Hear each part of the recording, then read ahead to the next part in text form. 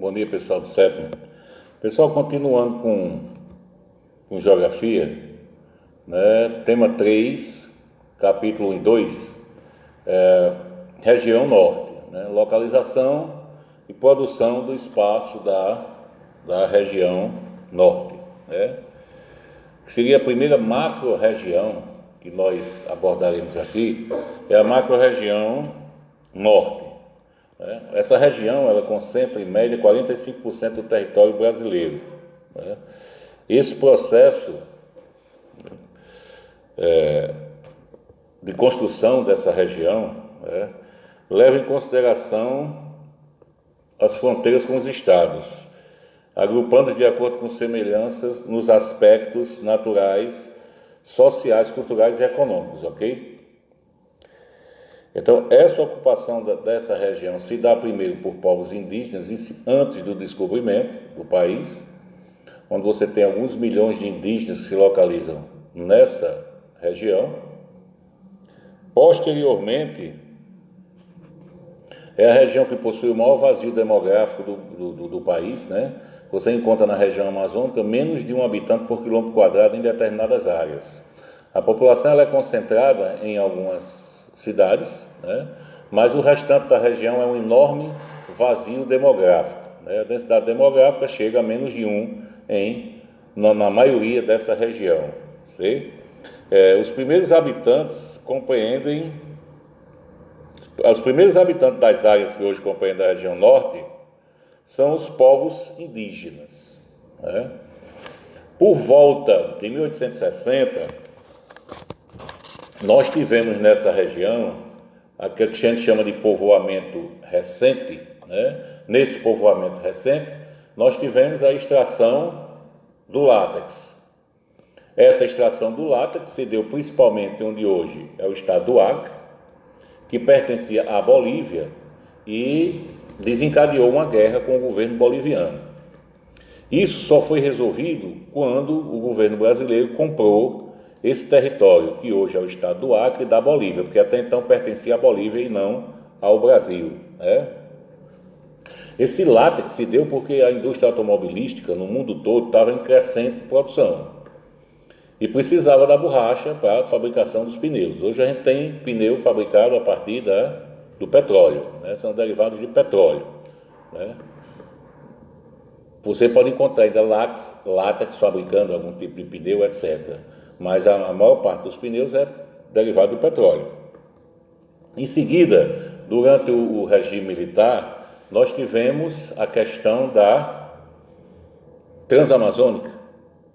Então, a construção da Transamazônica, que seria uma rodovia integralizadora do território brasileiro, da Amazônia com outros territórios, não funcionou, porque ao longo da Transamazônica se desenvolveu um projeto de assentamento, de reforma agrária, só que o solo amazônico ele é muito pobre em nutrientes. Então você tirou a floresta, esse solo, se você não tiver um cuidado de estar cuidando dele, ele vai entrar em processo de desertificação. E esse projeto de reforma agrária não levou em consideração isso. Então não deu assistência nenhuma aos pequenos proprietários para que eles pudessem produzir. Essa rodovia ela jamais foi terminada. E o trecho que foi concluído não tem manutenção. Então, como chove muito na região, aquela região ali, a estrada se desmancha. Então fica o barro, né? Os caminhões não passam, é um atoleiro só, é um sacrifício aquela região, certo? Se tivessem terminado aquela estrada e tivessem mantido, né, facilitaria muito, né, o escoamento da produção daquela própria região e, consequentemente, o assentamento de pessoas naquela localidade, tá certo? O domínio amazônico, né, que a gente chama de domínio, a dinâmica natural, ou domínio morfoclimático, né, já no capítulo 2, né, seria domínio morfoclimático, o relevo amazônico. O relevo ele é predominantemente planície aluvial ou fluvial, né? Como que e depressões, né? Você tem, por exemplo, depressão norte-amazônica, nos estados de Roraima e Amapá, depressão sul-amazônica, no estado de Rondônia, no sul do Pará, depressão da Amazônia Ocidental, no estado do Acre, boa parte do estado do Amazonas, e depressão do Tocantins, no estado do Tocantins, né?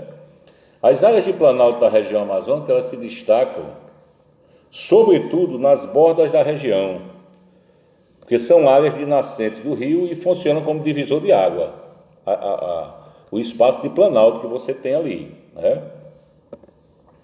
Ao norte você encontra os planaltos residuais norte-amazônicos, que apresentam maiores altitudes. Entre os planaltos dividem as águas das bacias hidrográficas do Amazonas e do Orinoco, na Venezuela. É neles também, na Serra do Imeri, localizado no norte do estado do Amazonas, que fica o ponto mais alto do Brasil, que seria o Pico da Neblina, com 2.995 metros de altitude. É o ponto mais alto do Brasil, Pico da Neblina. Não é montanha, porque nós não temos montanha, e montanha, como eu falei anteriormente, montanha é algo que deriva de atividade tectônica, atividade de placas tectônicas, o que não é o caso da Amazônia, porque o Brasil ele fica no meio de uma placa tectônica. Então, não existe atividade tectônica que provoque o soerguimento da crosta e formação de montanhas. Como você escuta às vezes na televisão alguém dizendo as montanhas de Minas Gerais, montanha da Amazônia, não existe. O Monte Roraima é uma montanha, não é montanha. O Pico da Neblina é uma montanha, não é montanha, é um planalto. Certo? Beleza? Só para a gente exemplificar. E no restante nós temos o quê? Nós temos a questão da divisão, da altimetria do solo amazônico, o que a gente chama em terraços, né? Por exemplo, nós temos o quê? Mata de igapó, que é permanentemente inundada, essa mata de igapó, que é aquela mata dos igarapés, que as plantas têm raízes aéreas, etc. Depois você tem mata de várzea, que é a mata que é inundada só em período da seca, e posteriormente você tem mata de terra firme, que é o restante da floresta, né? A Amazônia é o território, a maior bacia hidrográfica do mundo, né? É da região amazônica, é a maior bacia hidrográfica do mundo, não é do Nilo, não é de outros, não é do Rio Amarelo na China, é do Amazonas, ok? A maior bacia hidrográfica do mundo. O clima é quente e úmido. A Amazônia, por ficar muito próxima, por ser cortada, na realidade, pela linha do Equador, né, a questão dos ventos é muito pouco. Né? Então, você tem a questão da chuva, você tem aquele mormaço, aquela quintura, e você tem chuva.